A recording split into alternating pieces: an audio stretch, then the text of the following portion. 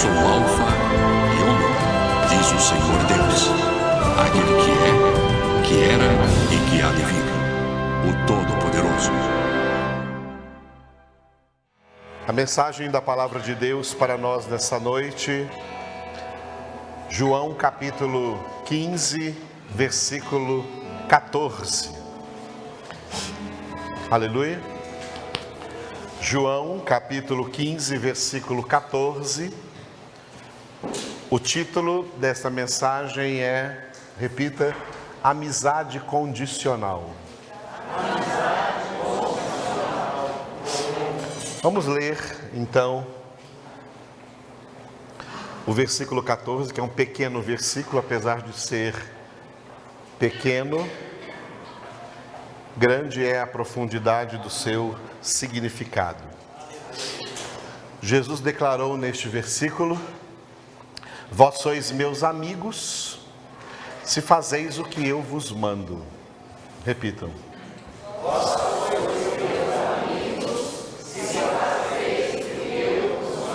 Só as mulheres. Vós sois meus amigos, se fazeis o que eu vos mando. Agora os homens aí.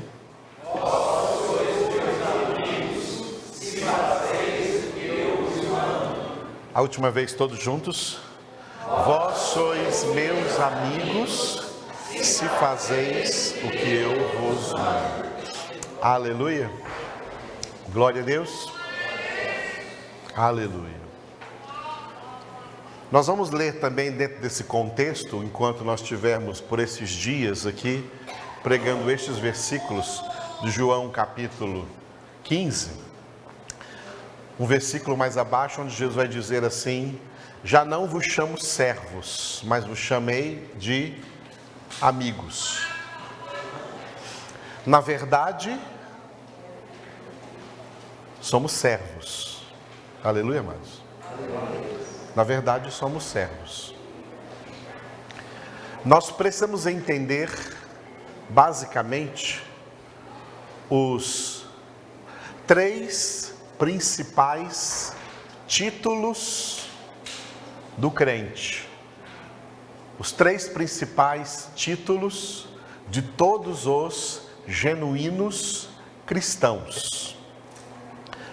De todos aqueles que verdadeiramente, como diz em João capítulo 1, versículo 12 e 13, receberam de Deus o direito de serem feitos filhos de Deus. Estes que não nasceram do sangue, nem da vontade da carne, nem da vontade do homem, mas nasceram de Deus, por obra de Deus. O novo nascimento, chamado então na Bíblia de conversão. Quando fomos alcançados pela obra da salvação e fomos genuinamente convertidos em Cristo Jesus e por Cristo Jesus. Nós temos 3 títulos. São 3 os principais títulos de todos os cristãos, claro, além de cristãos no genuíno significado da palavra em Atos 11, 26. 3 títulos importantes. E é importante falar sobre esses títulos, porque nas últimas décadas, muita gente permanece em igrejas que honram a eles. Eu entendo que a igreja deve honrar Jesus. Muita gente não procura uma igreja que honra Jesus. Muita gente procura a igreja que honra a eles, que honre a eles. E essas pessoas procuram igrejas que lhes deem cargos, que lhes deem títulos. Tem gente que sonha de escrever o nome dele e antes do nome colocar PR, pastor fulano de tal. Quer ter o título de pastor. Hoje em dia tem muita gente com título de pastor e que não é pastor. Que não é pastor. Está fazendo o que com o título? Querendo se colocar melhor ou maior do que os outros cristãos? Então tem gente com título de PR, né? Ou PB, presbítero, porque fazem diferença entre presbítero e pastor. O Novo Testamento não faz essa diferença. No Novo Testamento, presbítero é pastor, pastor é presbítero. Até o apóstolo o apóstolo Pedro, que era um apóstolo, se identificou como um presbítero na sua primeira carta, capítulo 5, quando ele falou assim, né? Aos presbíteros eu exorto, eu que sou presbítero como eles, pastoreai o rebanho de Deus que há entre vós. Ele ordena aos presbíteros pastorear o rebanho de Deus, porque presbítero e pastor é a mesma coisa, no contexto da Escritura não tem diferença. Mas tem gente que pega isso como título honorífico, sabe? Eu tenho título de presbítero, eu tenho título de pastor, eu tenho título de diácono, né? Eu tenho título de bispo. E como esses títulos foram caindo assim, sabe, no comum, e muita gente foi ganhando esses títulos, aí apareceram outros aí com títulos agora de os novos apóstolos que existem por aí. Para que esses títulos todos? Eu me lembro quando eu estudava inglês numa escola aqui em Anápolis, né? E a minha professora, que era crente, né? Ela me chamava de Edivaldo, como chamava todo aluno pelo nome, né? Aí um dia ela falou assim: oh, me desculpe, eu fico chamando o senhor de Edivaldo e eu não sabia que o senhor era pastor, eu tenho que chamar o senhor de pastor. Eu falei: não, querido, você pode me chamar de Edivaldo mesmo, meu nome não é pastor, meu nome é Edivaldo. Até Deus me chama pelo meu nome, está lá em Isaías capítulo 43, eu te chamo pelo teu nome. Pastor é o meu ministério. Pastor é o meu ministério, é o meu serviço, é o serviço que eu tenho que realizar, é o trabalho ao qual eu fui chamado e preparado para realizar. Não é meu título, pastor não é um título, pastor é um serviço. Assim como na sociedade, muita gente gosta de chamar de doutor, se chamaram de doutor. Às vezes a gente estaciona o carro por aí, o cara que está estacionando, cuidando do carro, e doutor, você quer o quê? Eu falo assim: oh, querido, eu não sou doutor, não. Eu sou um cara igual a você, só que tem uma coisa que eu preciso dizer para você, aproveito para evangelizar ele: eu tenho Jesus. Então tem gente que gosta de título, essas pessoas chamam de doutor, porque tem gente que se sente o máximo quando ouve alguém chamar ele de doutor, fulano de tal, oh, que coisa, honorífica. Como o ser humano gosta de se exaltar, de se glorificar, de se engrandecer, e isso é o contágio de Lúcifer na vida deles, é a síndrome de Lúcifer. É assim que o diabo, sendo um anjo, criado no estado de santidade, decaiu para o estado de demônio, de Satanás, de inimigo de Deus, porque ele quis se exaltar, quis se engrandecer. O Evangelho não nos ensina a nos exaltar, a nos engrandecer. O Evangelho nos ensina a nos humilhar, a nos diminuir. Um verdadeiro profeta disse, João Batista: convém que Jesus cresça e que eu diminua. A palavra de Deus diz: humilhai-vos e não exaltai-vos. Jesus ensinou que todo aquele que se exalta será humilhado, mas o que se humilha será exaltado. Jesus, para nós, sendo Filho de Deus e digno de toda exaltação, Ele é modelo para nós de humilhação, Ele é modelo para nós de humildade. Ele se humilhou, Ele foi humilde, e a lição que Ele quis deixar está lá em Mateus 11, 28, aprendei de mim que sou manso e humilde de coração, e achareis descanso para as vossas almas. É porque as almas dos homens estão cansadas de, desde a mais tenra idade, ficar querendo se exaltar, querendo receber reconhecimento, querendo receber glória, querendo que os outros o coloquem no centro das suas atenções. Já percebeu que até criança é desse jeito? Porque já vem contaminado. Quer ser o primeiro, quer ser o maior, quer ser o grande. O céu é tudo o oposto, é para quem quer ser o último, quem quer ser o pequeno, quem quer ser humilde. É o contrário, irmãos. O Evangelho prega o contrário do que a humanidade aí vem pregando, esse falso Evangelho pregado por aí, que tem feito homens buscarem honra para si, buscarem glória para si, se exaltarem diante de outros homens, para que os outros homens os vejam como grandes homens. Eu estava dando uma aula e estava explicando numa aula porque a palavra liderança, a palavra líder não é uma palavra bíblica, é uma palavra secular, tá? Não tem nada a ver com a Bíblia, não é uma palavra espiritual, é uma palavra carnal, né?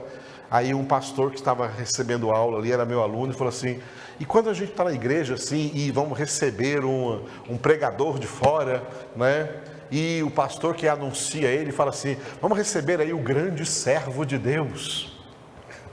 Eu falei assim: se ele é grande, ele não é servo. E se ele é servo, ele não é grande. O Salmo 48 diz que grande é o Senhor. Nós somos ínfimos, nós somos pó e cinza, nós nada somos diante do Senhor. Grandeza é um atributo incomunicável de Deus, ou seja, uma qualidade exclusiva de Deus. Só Deus é grande. Repita isso: só Deus é grande. Só Deus é grande. Aleluia. O diabo tem uma raiva disso que vocês não entendem, viu? Então diga de novo: só Deus é grande. Só Deus é grande. Diante de Deus, nós temos que entender que nós temos 3 títulos. O primeiro deles é exatamente aquilo que Jesus vai dizer mais abaixo aqui em João 15, que ele não nos chama mais, não quer nos chamar de servos, mas de amigos. Mas o nosso primeiro título realmente é servos. Somos servos. Servos de Deus. Tá? Somos servos de Deus. E se nós formos aquele tipo de servo que faz tudo o que é determinado para ele fazer, que faz tudo certinho, tá? O Evangelho nos diz que o servo que faz tudo o que tem para fazer, exatamente tudo, não se omite em nada do que tem para fazer, depois que ele tiver feito tudo, ele ainda deve dizer assim: eu sou um servo inútil. Isso aqui não está falando assim do servo que não faz as coisas direito, não. É o servo que faz tudo certinho, depois de fazer tudo o que o seu Senhor ordenou, dizeis: somos servos inúteis. Tudo o que fizemos era simplesmente o que deveríamos mesmo fazer. Porque servos não são engrandecidos, nem pelo serviço que fazem. Porque se fazem esse serviço, é porque serviço é a raiz da palavra servo. Servo vem de serviço. Servo é quem realiza o serviço, o trabalho.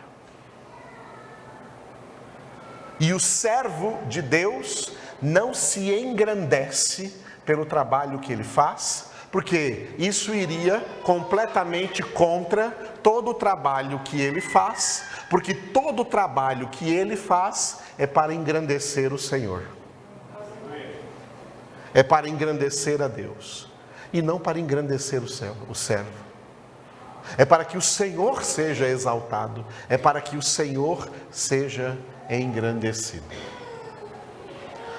Então, os verdadeiros cristãos, os verdadeiros convertidos, são todos servos. As verdadeiras cristãs, as verdadeiras convertidas, são todas servas. Então, os servos digam: eu sou servo. Eu sou servo. E as mulheres: eu sou serva. Esse é o seu título, tá bom? Esse é o seu título. Quando assinar o seu nome, escreve lá na frente SR, ou SV, para não ficar senhor, né? SV. O que significa SV? Significa servo. Você vê alguém escrevendo isso aqui, servo fulano de tal? Não, ele quer escrever pastor fulano de tal, ele quer escrever servo fulano de tal. Não, ninguém quer escrever servo fulano de tal, não.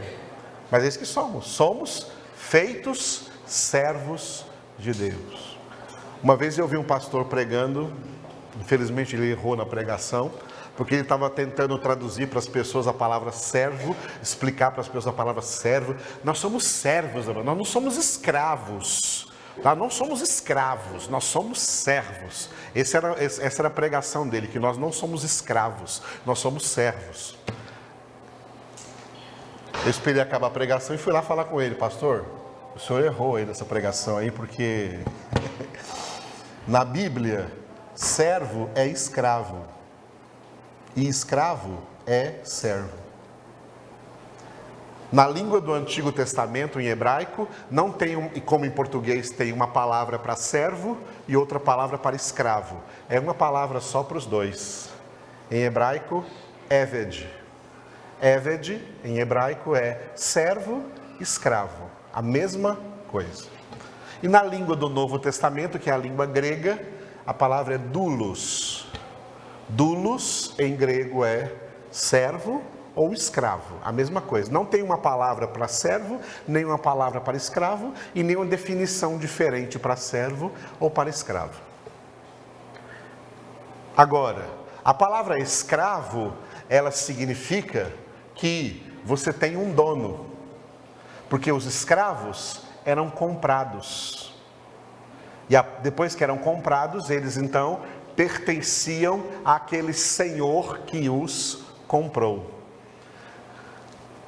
Nós somos comprados por alto preço, para ser propriedade exclusiva de Deus, para ser de Cristo Jesus. Portanto, somos, como todo escravo, somos propriedade de Deus. Somos propriedade de Jesus. Diga, somos propriedade exclusiva de Deus. Somos propriedade exclusiva de Deus. Comprados por alto preço. Escravo significa propriedade, é isso que significa, tá? Escravo significa propriedade. E servo significa o propósito pelo qual este senhor comprou esse escravo. O propósito pelo qual este senhor adquiriu por alto preço esse escravo. Para esse escravo ser o seu servo, realizar o seu serviço. Para o escravo realizar o serviço, porque servo é da palavra serviço, indica alguém que tem que fazer um serviço. Tem serviço para você fazer? Sim. O nosso serviço é Atos capítulo 1, versículo 8. Jesus disse: sereis minhas testemunhas. Recebereis o poder ao descer sobre vós o Espírito Santo, e sereis minhas testemunhas, tanto em Jerusalém, como em toda a Judéia e Samaria, e até aos confins da terra, como por exemplo Anápolis. Somos testemunhas de Jesus. Glória a Deus. Foi o que eu preguei um dia para uma testemunha de Jeová, que veio falar comigo. Eu sou testemunha de Jeová, eu queria trazer para você uma mensagem. Eu falei, opa, eu também sou testemunha. Você também é testemunha? Aí eu falei, sou. Só que eu sou de Jeová Júnior. Eu falei, como é que é? É do Filho de Jeová, do Filho de Deus. Sou testemunha de Jesus. E eu que vou falar para você agora de Jesus. Não aguentou muito não, teve que sair embora logo, porque não aguentou muito ouvir falar de Jesus, não. Esse testemunho de Jeová é doutrina falsa. A verdadeira doutrina é a de Jesus. E Jesus disse, sereis minhas testemunhas. Este é o nosso serviço. O nosso serviço diante da sociedade, diante dos homens, no seio da nossa família, dentro da nossa casa, aonde quer que a gente trabalhe no meio profissional ou estude no meio estudantil, universitário, aonde quer que estejamos, até mesmo em momentos de lazer, tá? Que a gente tira, fazer uma viagem ou ir a algum lugar, aonde quer que a gente vá, ali somos testemunhas de Jesus. E devemos agir como testemunhas de Jesus e falar como testemunhas de Jesus, porque esse é o nosso serviço, é por isso que somos servos. Fomos comprados, adquiridos, somos escravos, somos propriedade de Deus, para fazer o serviço que Ele nos designou, dar testemunho de Cristo Jesus. Qual o nosso primeiro título então? Servos. Glória a Deus. Porém, nós somos um tipo de servos diferentes dos antigos servos, dos antigos escravos que viviam nas fazendas dos poderosos senhores que os compravam, que os adquiriam. Mesmo que um senhor, antigamente senhor de escravos, desse carta de alforria a algum escravo, nós nunca ouvimos falar. Se isso aconteceu alguma vez, é muito raro. Nós não imaginamos que um senhor de escravo tenha, além de dar carta de alforria, de liberdade para um dos seus escravos, também juridicamente adotasse um escravo como seu filho. Mas Deus fez isso conosco. Por isso, além de servos de Deus, nós somos também filhos de Deus. João 1,12 está escrito, Ele nos deu o direito, as Bíblias colocaram poder, mas está errado, a palavra não é poder, a palavra é direito. Deu-lhes o direito de serem feitos filhos de Deus.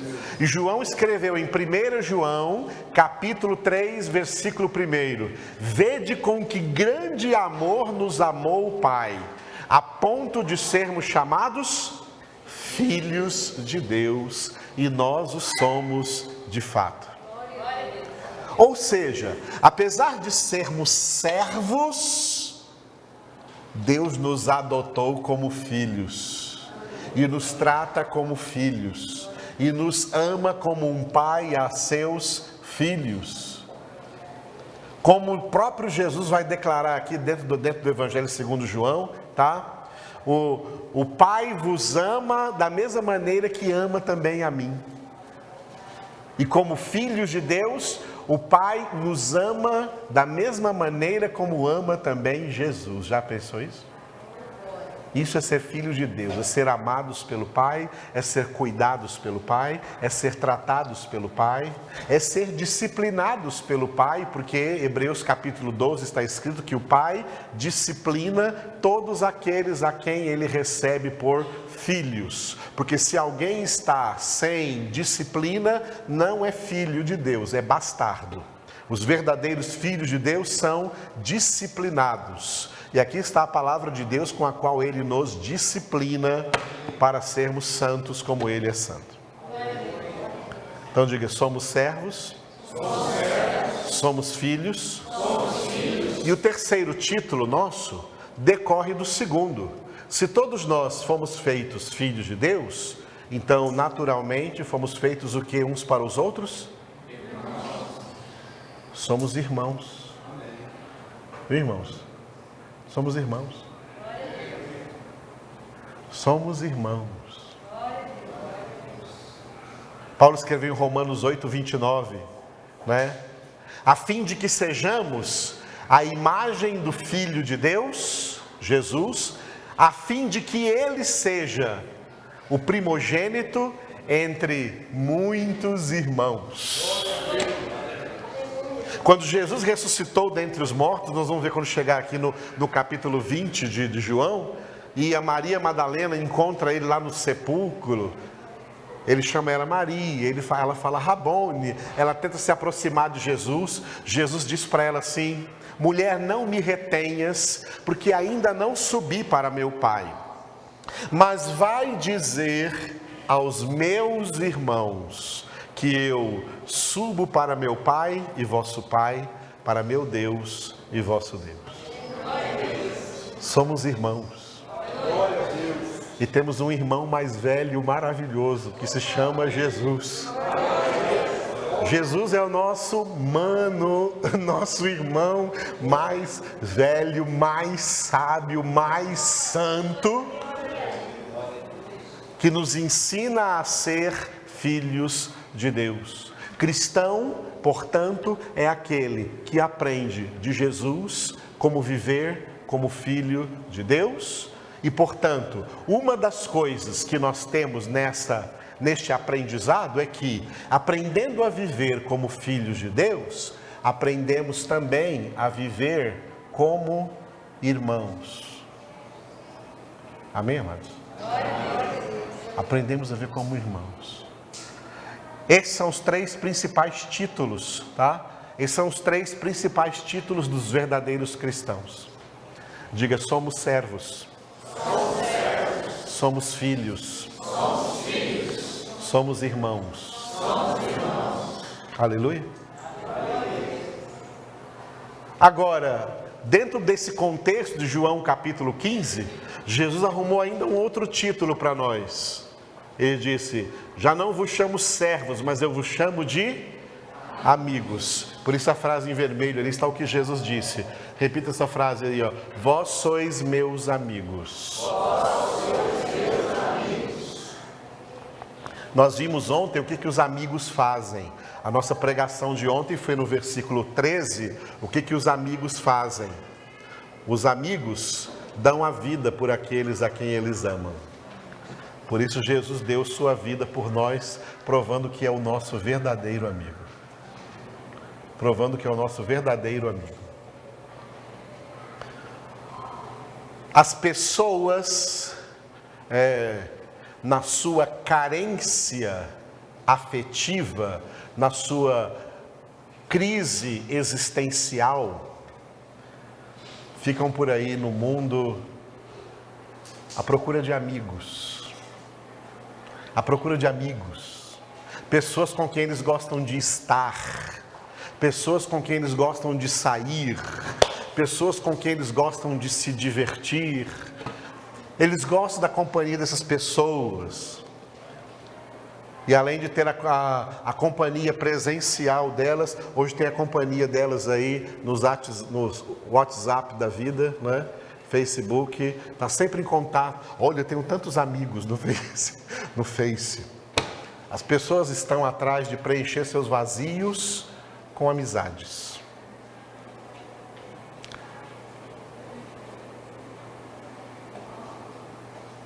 O livro de Provérbios diz que o verdadeiro amigo é aquele que se transforma em um irmão.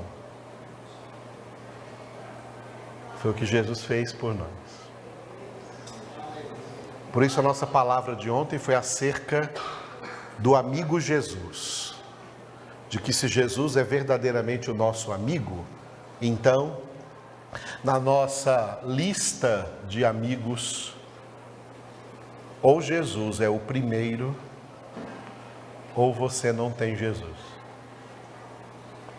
Jesus não aceita outro lugar na nossa vida a não ser o primeiro lugar.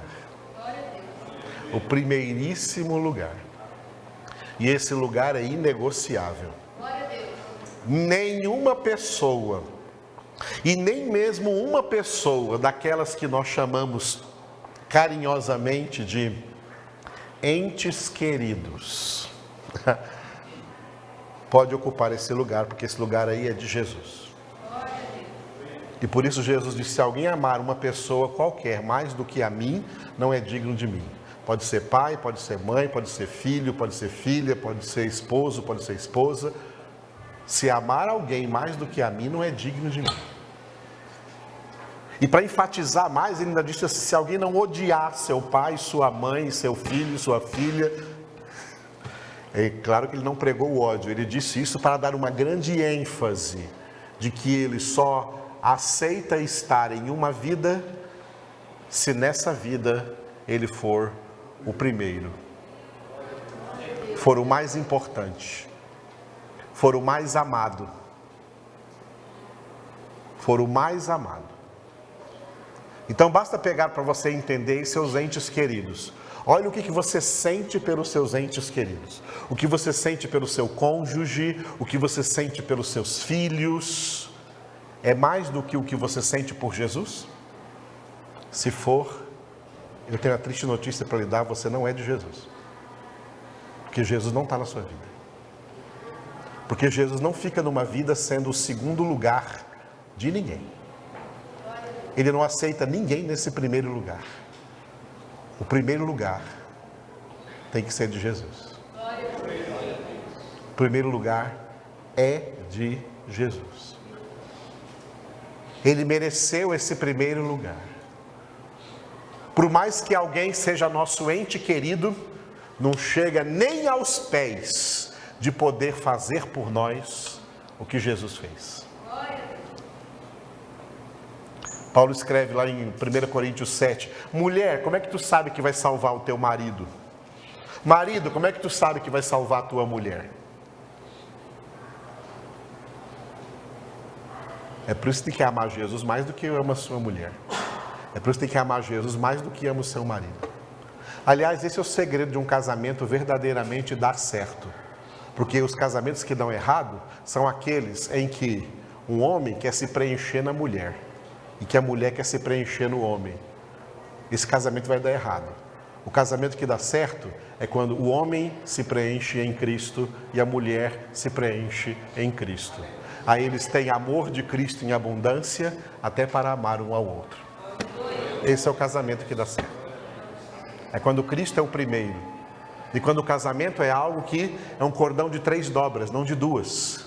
É um cordão de 3 dobras que ninguém pode romper, e a dobra do meio é Jesus. Por isso o casamento é o que Deus uniu, não o que as pessoas concordaram em se unir, mas o que Deus uniu, porque Deus é a massa no meio, grudando esses 2 tijolos. Porque o marido é um tijolo, já viu o cara tijolão que tem por aí? A mulher também é um tijolo, e tijolo com tijolo não gruda, precisa da massa. A massa é Deus. Tirou Deus, a parede cai. Tirou Deus, a casa cai. Tirou Deus, o casamento cai. Sem Deus não existe casamento. Jesus disse aqui nesse contexto de João 15, sem mim nada podeis fazer. Nós somos completa e totalmente dependentes de Deus, dependentes de Jesus. Aleluia. Por isso, ele tem que ser o primeiro, ninguém mais. Ele tem que ser o primeiro na nossa vida, e nós só somos dele e só temos a ele se ele for o primeiro. Ele não ocupa outro lugar em nossa vida, de segundo para baixo ele não ocupa, ele só ocupa o primeiro lugar, ou então ele não está ocupando lugar nenhum na sua vida. Você é um religioso apenas que não vai para o céu. Porque o céu é para aqueles que deram para sempre o primeiro lugar de sua vida a Cristo Jesus, e por isso eles não são mais egocêntricos, eles são cristocêntricos. E Jesus é e fez tudo para merecer este primeiro lugar. Ou não? Você discorda disso? Então ele tem que ser o seu melhor amigo. Diga o nome do seu melhor amigo aí. Jesus. Aleluia. Não pode ser outro, não pode ser outra. Tem que ser Jesus. Aleluia. E é assim que ele diz: vós sois meus. E aí ele coloca um se, que eu fiz questão de grifar ali. Se. Vós sois meus amigos. Si. Do, ré, mi, fá, sol, lá, si. Vós sois meus amigos, si. Si é uma conjunção condicional. Por isso que o título desta mensagem, nesse versículo, é amizade condicional. A amizade que Jesus oferece a nós não é uma amizade incondicional, não é. A amizade que Jesus oferece a nós é uma amizade condicional. É o que muita gente faz errado por aí, sabe? Sai por aí caçando qualquer tipo de amigo serve. Não tem critério, não tem condições, tá? E vai achando aí amizades que não prestam. E a Bíblia diz que más companhias corrompem bons costumes. A amizade tem que ser uma coisa selecionada.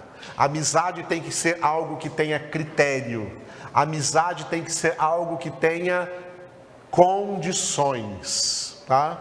Quem é de Deus não anda no conselho dos ímpios, não se detém no caminho dos pecadores e não se assenta à roda dos escarnecedores.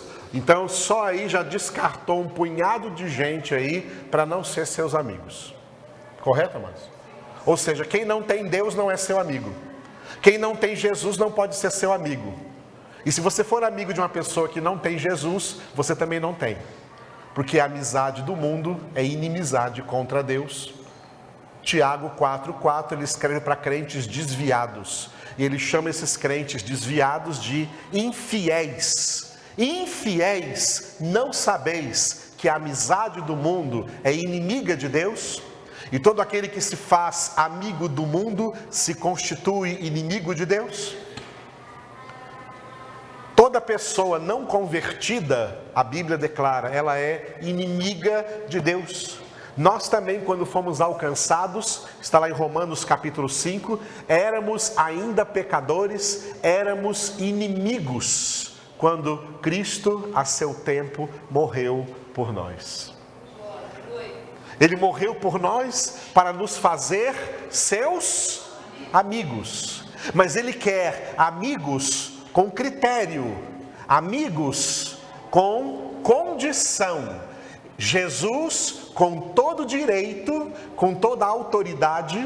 É engraçado que a palavra direito e a palavra autoridade é uma única palavra na língua grega, exousia, palavra bonita, né?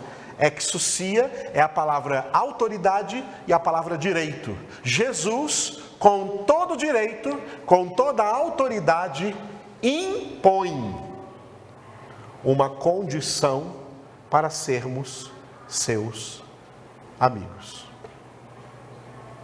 Vós sois meus amigos? Se fazeis o que eu vos mando. Repita, se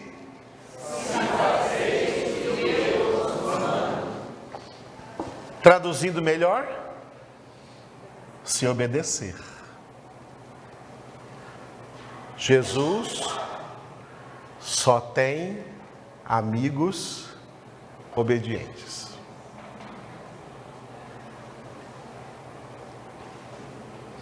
E ponto final. Jesus só tem amigos obedientes. Ele mesmo é o nosso modelo perfeito de obediência.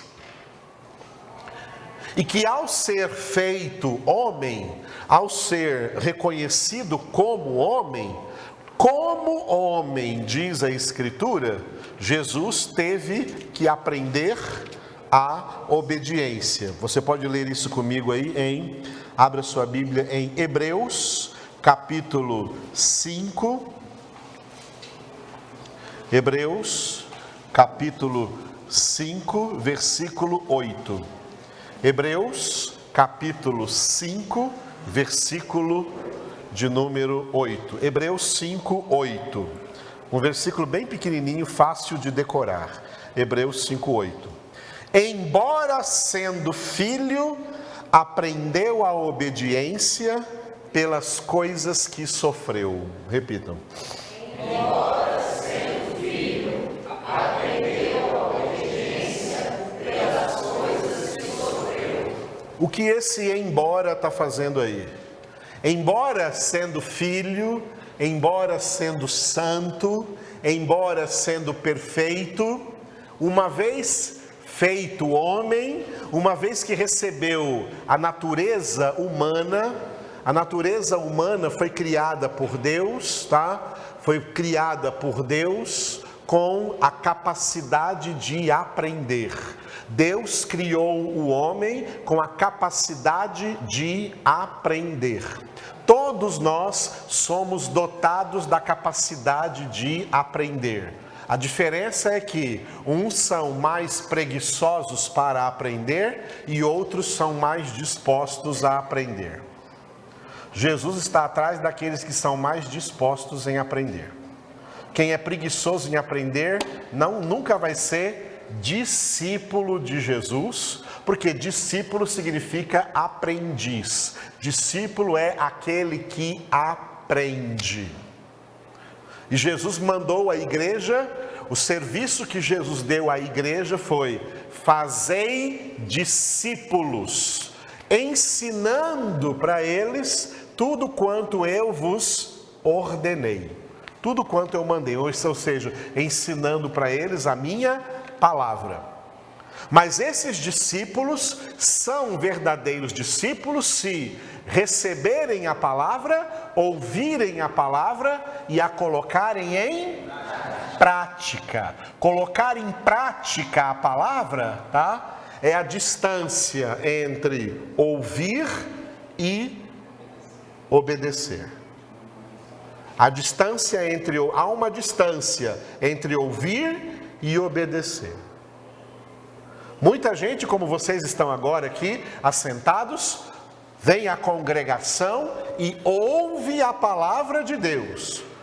Mas quando você sai daqui para obedecer. Aonde que você vai obedecer essa palavra? Dentro da sua casa, no meio da sociedade, no seu trabalho, no seu estudo, onde quer que você esteja, ali é o lugar de obedecer, ali é o lugar de praticar. E aí Jesus disse assim: aquele que ouve essas minhas palavras, mas não as pratica, quer dizer, não as obedece, ele é semelhante a um homem insensato, imprudente, que edificou a sua casa sobre a areia. Virão as chuvas e os ventos e as enchentes e darão com ímpeto contra essa casa, e ela vai cair e grande será a sua ruína. Sabe o que significa isso? Essa pessoa será condenada, porque ela construiu a sua vida espiritual no solo arenoso, na instabilidade da desobediência. Ouviu uma boa palavra. Tem gente ouvindo boas palavras, mas se não estiver praticando, é insensato, está edificando sobre a areia, não é amigo de Jesus, porque não está fazendo o que ele manda. Sabe muito bem o que ele manda, mas não está fazendo o que ele manda. Então não é amigo de Jesus, não, é inimigo dele. Em contrapartida, Jesus continuou: aquele que ouve essas minhas palavras e as pratica, ou seja, as obedece, é semelhante ao homem prudente que edificou a sua casa sobre a rocha. Virão sobre ele as mesmas chuvas, os ventos, as enchentes, e também darão com ímpeto contra essa casa, mas ela não vai cair, porque ela está firme, edificada sobre a rocha. Edificar a vida sobre a rocha, e a rocha é Cristo, a rocha é Jesus, a rocha é a palavra de Deus, porque Jesus é a palavra de Deus. Edificar a vida sobre a rocha é receber a palavra e praticar a palavra.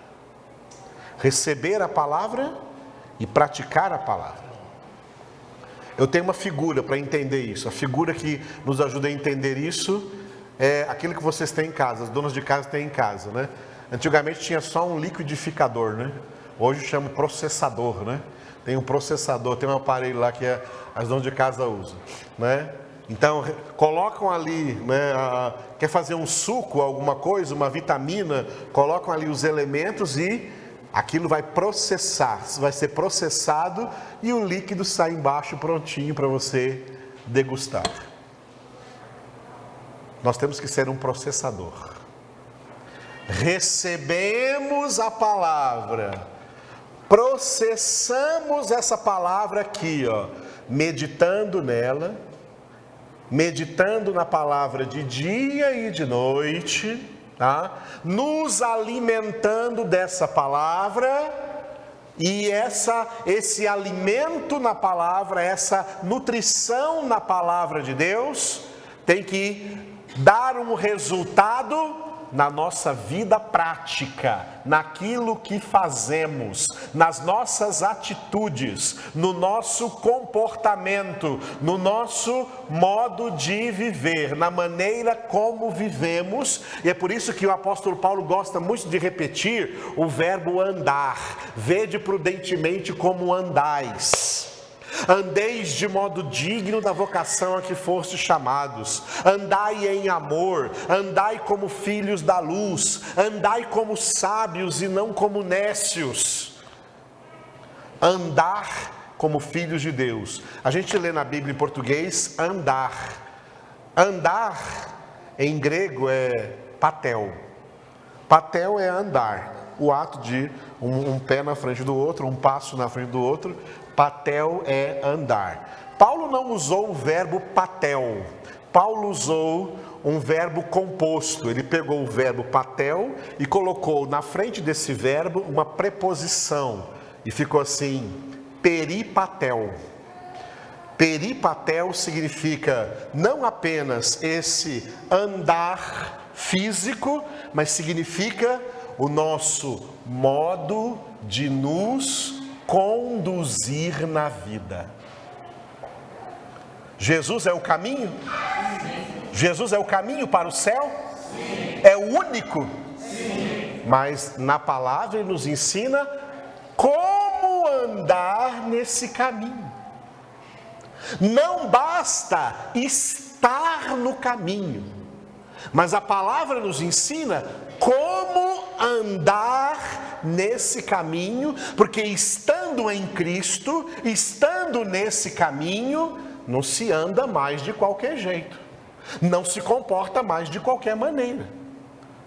A nossa conduta tem que ser pautada de acordo com aquilo que Jesus fala para nós, de como nós devemos nos comportar, de como nós precisamos viver, devemos viver. Por isso que ele disse 3 coisas: eu sou o caminho e a verdade e a vida. Sabe o que significa isso? Caminho mais verdade igual vida. O caminho é Jesus. A verdade, que também é Jesus, que é a palavra de Deus, nos ensina como andar nesse caminho. Se andarmos nesse caminho de acordo com a palavra, de acordo com a verdade, o resultado é vida com abundância e vida eterna. Eu vim para que tenham vida e a tenham com abundância. Abundância de vida espiritual, vida plena do Espírito, vida espiritual vitoriosa, vida vitoriosa sobre o pecado, vida vitoriosa sobre o diabo, vida vitoriosa sobre o mundo.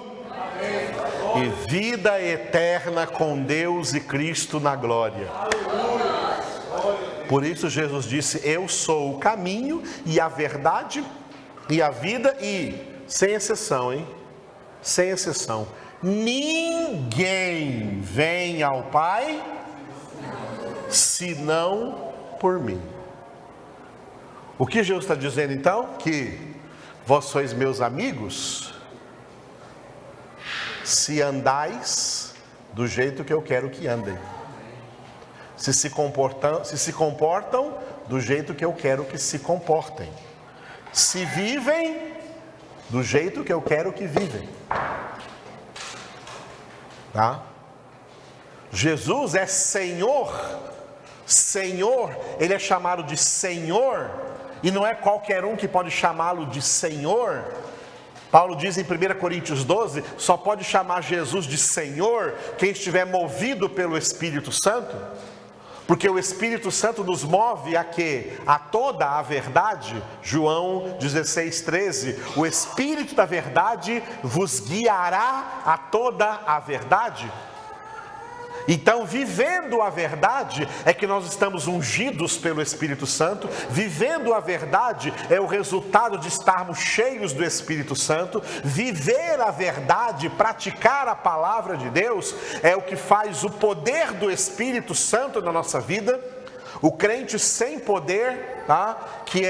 que tem uma aparência de piedade, negando-lhe, entretanto, o poder, como Paulo fala em 2 Timóteo capítulo 3, e que é para a gente fugir também desses, foge também desses. Além de fugir dos ímpios, nós temos que fugir dos falsos crentes. Falsos crentes são aqueles que têm aparência de piedade, mas negando-lhe, entretanto, o poder, porque se dizem crentes, mas não têm poder espiritual, poder do Espírito Santo para viver a verdade, praticar a verdade, andar em conformidade com essa verdade. Foge também desses, porque esses aí não estão no caminho. Quem está no caminho é porque tem o Espírito Santo de Deus, e o Espírito Santo nos dá poder para praticar a palavra de Deus. Aleluia. A vida na terra é uma vida natural, mas a vida em Cristo é uma vida sobrenatural. Para viver uma vida sobrenatural, nós não conseguimos viver uma vida sobrenatural com o poder natural. Nós só podemos viver a vida sobrenatural com o poder espiritual e sobrenatural do Espírito Santo na nossa vida. Por isso que Paulo fala aos Efésios, não vos embriagueis com vinho, no qual há contenda ou dissolução, mas enchei-vos do Espírito. Enchei-vos do Espírito Santo. Porque é o Espírito Santo de Deus que nos vai dar poder para fazer o que Jesus manda. Só conseguiremos fazer o que Jesus manda com o poder do Espírito Santo operando na nossa vida. Já vi muito crente falando, mas eu não consigo fazer isso. E eu falo assim, não consegue mesmo. Com o seu poder você não consegue. Com a sua vontade você não consegue. Não consegue. Com o seu querer você não consegue. Com o seu ego você não consegue. Mas você vai conseguir quando você estiver submisso a Deus, se humilhar diante de Deus, se encher do Espírito de Deus, encher a sua mente com a verdade de Deus, com a palavra de Deus. Aí o Espírito de Deus vai te fortalecer e você vai mudar esse discurso de derrota, esse discurso de fracasso, no discurso de Paulo em Filipenses 4,13. Tudo posso naquele que me fortalece. Porque Deus nos fortalece. Deus nos fortalece. Disse até para jovens em 1 João capítulo 2, vós sois fortes, não diz vós sois fracos, diz vós sois fortes, porque a palavra de Deus permanece em vós e tendes vencido o maligno. Deus não tem filhos fracos. Romanos diz, quando éramos fracos, Cristo a seu tempo morreu por nós. Quando éramos fracos, é quando não tínhamos Deus na nossa vida, quando não tínhamos Cristo na nossa vida. Agora nós temos Cristo na nossa vida, temos o Pai na nossa vida, temos o Espírito Santo na nossa vida. Não tem por que sermos fracos, não, somos fortes. E a carne que é fraca é a mesma que nós crucificamos, Gálatas 5:24, os que são de Cristo Jesus crucificaram a sua carne, essa carne fraca aí, inclinada às suas paixões e concupiscências.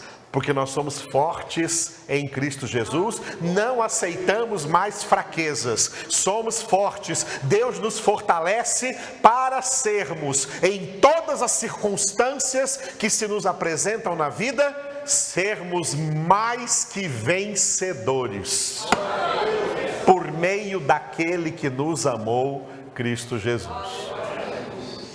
Então, Deus não aceita mais desculpa de fraqueza, porque Ele já deu para nós tudo, já colocou totalmente à nossa disposição tudo o que precisamos para ser fortes e ser mais que vencedores.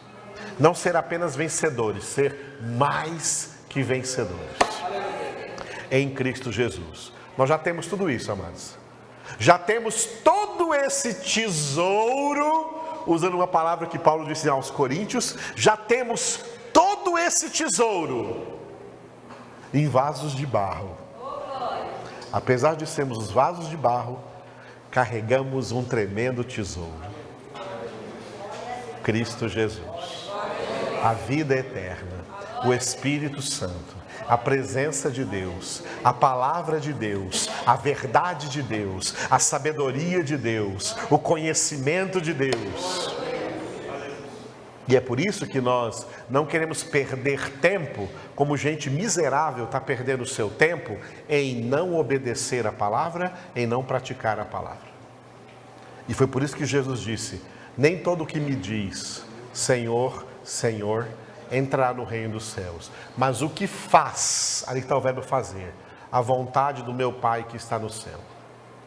E a vontade do Pai é essa: sede santos.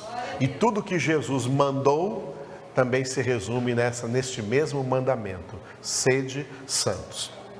Como um santo deve pensar, como um santo deve falar, como um santo deve agir. Porque esse santo aí é que é amigo de Jesus. Vós sois meus amigos, se fazeis o que eu vos mando. Aleluia. Quem vai fiscalizar isso, hein? Eu não vou. Não é o ministério do pastor, eu não vou fiscalizar se vocês estão fazendo o que Jesus manda, não. Tem alguém mais poderoso do que eu para fiscalizar. O Espírito Santo está fiscalizando. Em um só dia, um casal morreu, porque não mentiram a homens, mentiram ao Espírito Santo. Atos 5 fala a história de Ananias e Safira, que pensavam estar enganando a homens, mas estavam pensando que estavam enganando o Espírito Santo. Homens você pode enganar. Diante de homens você pode fazer um teatro. Mas diante de Deus, amado, estamos descobertos, completamente descobertos, diante daquele a quem havemos de prestar contas. Porque Ele nos sonda, Ele nos conhece no mais íntimo. E é por isso que Ele oferece para nós a sua amizade. Eu quero ser amigo íntimo de vocês. Mas façam o que eu mando. Porque só sereis meus amigos se fizerdes o que eu vos mando.